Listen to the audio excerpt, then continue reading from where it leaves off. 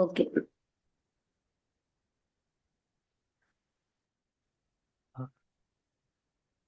As such, immediately after hearing the Dhamma, she attained a first stage of sainthood, Sotapati, in her early age. Books state that even in the prime of her youth, she possessed masculine strength and was gifted with all womanly charms. Her hair was like a peacock's tail, and when loosened, it reached the hem of her skirt, and then the ends of the hair curled and turned upwards. Her lips were of a bright red color and were smooth and soft to the touch.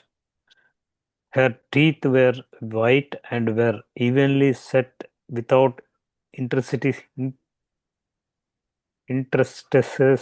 and shone like a row of diamonds.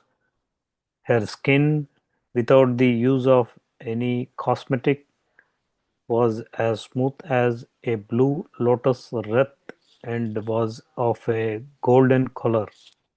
She retained her youthful appearance although she bore several children. Endowed with these five kinds of feminine beauty, hair, flesh, bone, and skin, and youth, young Vishaka excelled both in worldly wisdom and spiritual insight. When she was about 15 or 16 years old, on a certain festival day, she went on foot with her retinue in a holiday spirit to the river to bath. Suddenly there arose an unexpected shower, and all but young Vishaka ungraciously ran as fast as they could and entered a hall where there were some Brahmins who had come in search of a suitable maiden possessed of the five kinds of beauty for their young master. Cultured Vishaka, without any particular haste, gracefully proceeded at her usual gait and entered the hall with garments and ornaments all wet. The inquisitive Brahmins criticized her for not quickening up her pace as others had done and thus escaping being drenched in the rain. Yes. Talented Visakha rose to the occasion and gave an extempore discourse on deportment according to her view. She said that she could have run even faster, but she refrained from doing so purposely. Then she explained that it was not becoming for a king, adorned with all jewels to gird, to gird up his loins and run in the place court. Likewise, it is not becoming for a fully caparisoned state elephant to run. It should move about with the natural grace of an elephant. Monks also incur criticism when they run about like ordinary laymen. Likewise, it is not a dignified spectacle to see a woman running about like a man.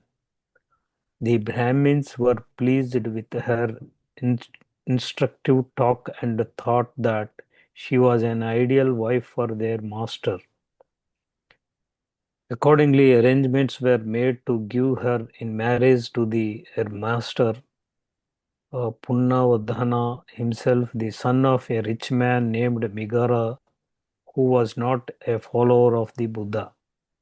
The marriage festival was conducted on an elaborate scale on the wedding day, in addition to a large dowry and an exquisitely rich ornament. her wise father gave her the following admonitions: do not carry outside the indoor fire, do not take inside the outdoor fire, give only to those that give, do not give to those that do not give, give both to those that give and do not give, sit happily, eat happily, sleep happily, tend the fire, honor the household divinities. Books state that she had the good fortune to be the happy mother of 10 fortunate sons and 10 fortunate daughters. She died at the ripe age of 120.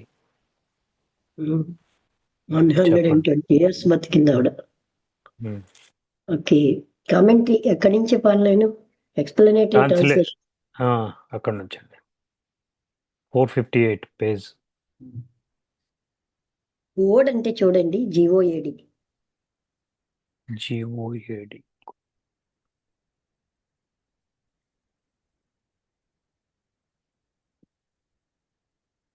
Provoke యానో అనే meaning ఉందండి. Something that encourages someone to do something.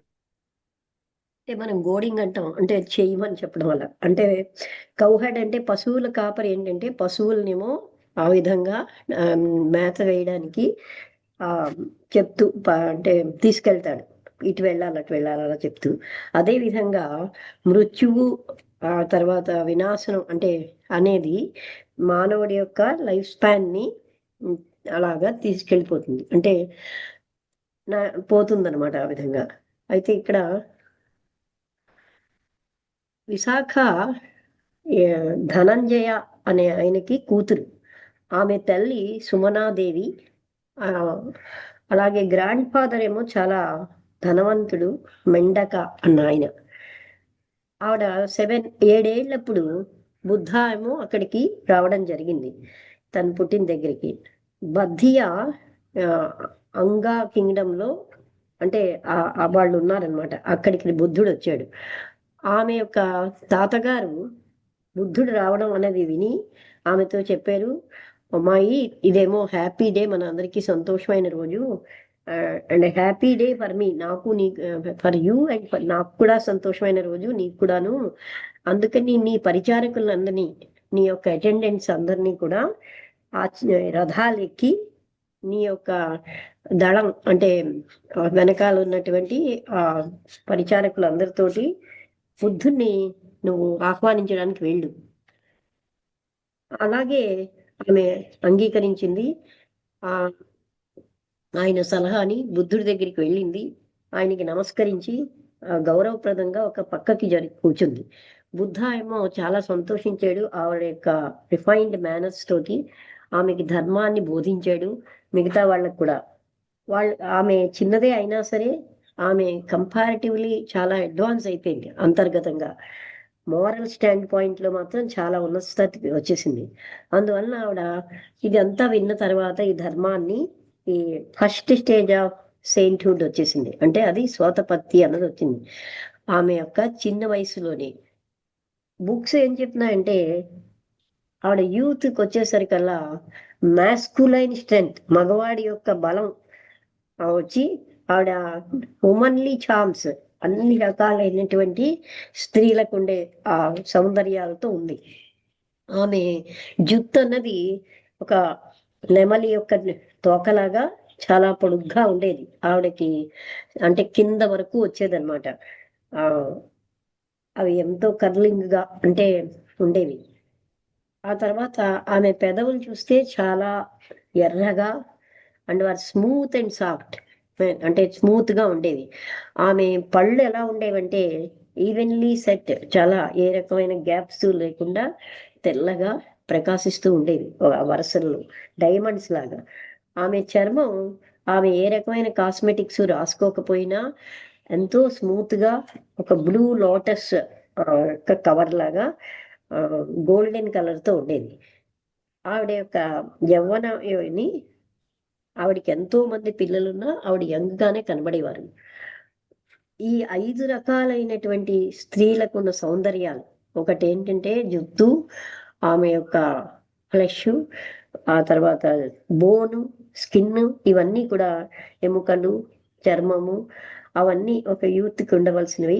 Young Visakha వీటన్నిటిలోని ఆవిడ ఎంతో ఇదిగా ఉండడమే కాక ప్రాపంచికమైనటువంటి జ్ఞానానికి చాలా ఎక్కువగా అండ్ స్పిరిచువల్ ఇన్సైట్, ఆధ్యాత్మికమైన అంతర్దృష్టి పొందింది.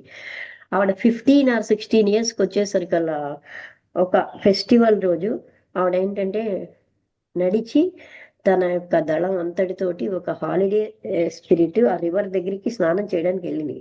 అక్కడ అన్ఎక్స్పెక్టెడ్ గా ఒక షవర్ వచ్చేసింది, అంటే ఒక ప్రవాహం. అందుకని యంగ్ విశాఖ అన్గ్రేషియస్లీ ర్యాన్, అంటే అప్పుడు ఆవిడ పరిగెట్టింది అనమాట, ఎంత ఫాస్ట్ గా పరిగెట్టగలదు. అండ్ ఎంటర్డ్ ఏ హాల్, అక్కడ ఎంతో మంది బ్రాహ్మిన్స్ కూర్చున్నారు. వాళ్ళు ఎందుకు వచ్చారంటే ఒక సూటబుల్ స్త్రీని, వాళ్ళ యొక్క అంటే 5 గొప్ప లక్షణాలు సౌందర్యాలు ఉన్న వాళ్ళని తీసుకెళ్ళి అంటే వాళ్ళ మాస్టర్కి సెలెక్ట్ చేయాలని వచ్చారు. Cultured Visakha without any particular haste, ఎంతో సంస్కారం ఉన్నటువంటి విశాఖ ఏ రకమైన తొందర లేకుండా గ్రేస్ఫుల్ గా ముందుకు వెళ్ళిపోయింది. సామాన్యం తను ఏ విధంగా నడుస్తుందో ఆ విధంగా ఆ హాల్లోకి వచ్చి, అవన్నీ కూడా ఆవిడ యొక్క నగలన్నీ తడిసిపోయి ఉన్నాయి. ఆ తర్వాత ఆర్నమెంట్స్, బట్టలు అన్నీను.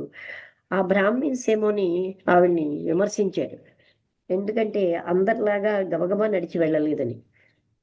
Escaping being drenched in the rain, అంటే ఇంత వానలో తడిసిపోయి కూడాను అని. టాలెంటెడ్ విశాఖ, అప్పుడు ఎంతో జ్ఞానం ఉన్న విశాఖ ఆ అకేషన్ లో లేచి ఒక ఎక్స్టెంపోర్, అంటే అప్పటికప్పుడే వాళ్ళు ఎక్స్టెంపోర్ స్పీచ్ అంటే ప్రిపరేషన్ లేకుండా మాట్లాడే స్పీచ్ ఇచ్చింది. Department Just with few minutes. Okay, continue చేయండి, నేను మా అబ్బాయికి చెప్పు. డిపార్ట్మెంట్ అన్నది చూడాలండి, ఎవరైనా చూడండి. జయంత్ చూస్తావా department meaning? Spelling. DEPORT MENT. Deportment. A person behavior on manners. The way a person walks and stands. ఆవిడ ఆ విధంగా ఎందుకు నడిచింది అన్నదానికి ఆవిడ ఈ విధంగా మేనర్స్ తో ఇక్కడ నడిచింది.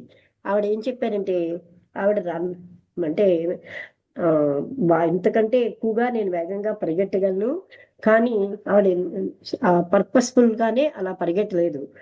ఆవిడ ఏం చెప్పిందంటే, it was not becoming for a king, అంటే ఒక రాజు అవ్వాలని, కానీ అడార్న్డ్ విత్ ఆల్ జ్యువెల్స్, అన్ని రకాలైనటువంటి ఆ నగలతోటి అలంకరించుకుని, to gird up his loins and run in the palace court, అంటే ఆ బట్టలన్నిటితోటి గర్డప్, GIRD, గర్డప్ అంటే ఏంటో చూడు. గర్డప్ అంటే బట్టలన్నిటితోటి అలంకరించుకుని ఈ ప్యాలెస్ లో ఇలా పరిగెట్టడం, ప్యాలెస్ కోర్టులో పరిగెట్టగలదు. కానీ ఆవిడ with all jewels to gird up his loins and run in the palace court.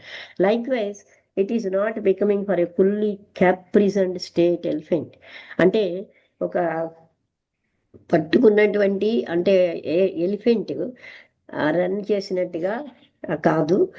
It should move about with the natural grace of an elephant, అంటే ఒక సామాన్య న్యాచురల్ గ్రేస్ తో ఎలిఫెంట్ ఎలా నడుస్తుందో, ఎవరో పట్టుకోవడానికి వచ్చినప్పుడు అది పరిగెట్టినట్టు కాకుండా అలాగ నడిచినట్టుగాను, అంటే సామాన్యంగా ఏనుగు ఎలా నడుస్తుందో అలాగనమాట.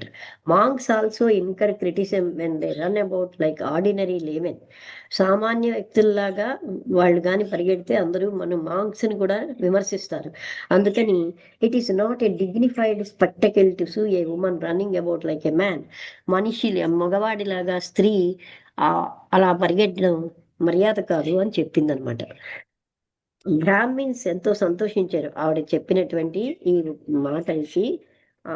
She was an ideal wife, తన మాస్టర్ కి ఈమె నిజమైన ఆదర్శవంతమైన భార్య అని ఫీల్ అయ్యారు. ఆ విధంగా అరేంజ్మెంట్స్ అన్ని చేయబడ్డాయి. ఆ మాస్టర్ ని Punnavardhana himself the son of a rich man, Migara అనే ధనవంతుడు కొడుకుట, who was not follower of the Buddha. ఆయన బుద్ధ యొక్క ఫాలోయర్ కాదు. ఈ మ్యారేజ్ ఫెస్టివల్ అన్నది ఇలాబరేట్ స్కేల్లో జరిగింది. ఆ wedding day, in addition to a large dowry, ఎంతో కట్నం, ఎక్విజిట్లీ రిచ్ ఆర్నమెంట్స్, ఎన్నో రకాలైనటువంటి నగలు. Her wise father gave her the following admonitions. ఆ తండ్రి ఈ విధంగా ఆమెకి చెప్పారు ఏంటంటే, నువ్వు ఎప్పుడు కూడా outside the indoor fire, ఈ ఇండోర్ ఫైర్ ని ఎప్పుడు బయటకు తీసుకెళ్ళకు, అంటే ఇంట్లో విషయాలు ఏమి చెప్పొద్దు అని బాబు. అవుట్ సైడ్ do not take inside the outdoor fire, outdoor fire ని ఇంట్లోకి తాకు. Give only to those that give, అంటే ఎవరైతే ఇస్తూ ఉంటారో వాళ్ళకే ఇవ్వు. Do not give to those that do not give, ఏమి ఇవ్వని వాళ్ళకి ఇవ్వకు. అయితే ఇచ్చే వాళ్ళకి ఇవ్వని వాళ్ళకి కూడా ఇయ్యని మళ్ళీ చెప్తాడు. ఎప్పుడు హ్యాపీగా ఉండు, హ్యాపీగా కూర్చో, హ్యాపీగా తిను, హ్యాపీగా పడుకో. ఆ టెండ్ ద ఫైర్ అండ్, అంటే ఎప్పుడు కూడా అగ్ని ఆర్పిస్తూ ఉండు. ఆనర్, అగ్ని అంటే ఇక్కడ ఏంటి, ఇలాంటి లిటరల్ గా అనమాట. హానర్ ద హౌస్ హోల్డ్ డివినిటీస్, అంటే ఆ గృహస్థుల్లో ఉన్న దేవతలని గౌరవించు. బుక్స్ ఏం చెప్తున్నాయంటే, ఆవిడకేమోని హ్యాపీ మదర్ ఆఫ్, ఆవిడకి 10 మంది అబ్బాయిలు 10 మంది అమ్మాయిలు పుట్టేట. ఆవిడ 120 ఏళ్ల వయసులో చనిపోయింది అని ఇవి చెప్తున్నాయన్నమాట. ఇక్కడికి మనం ఆపేద్దామండి. 5:59 అయింది. నెక్స్ట్ చదువుదాం. అందరికీ నమస్కారం. ఆపేస్తున్నాను.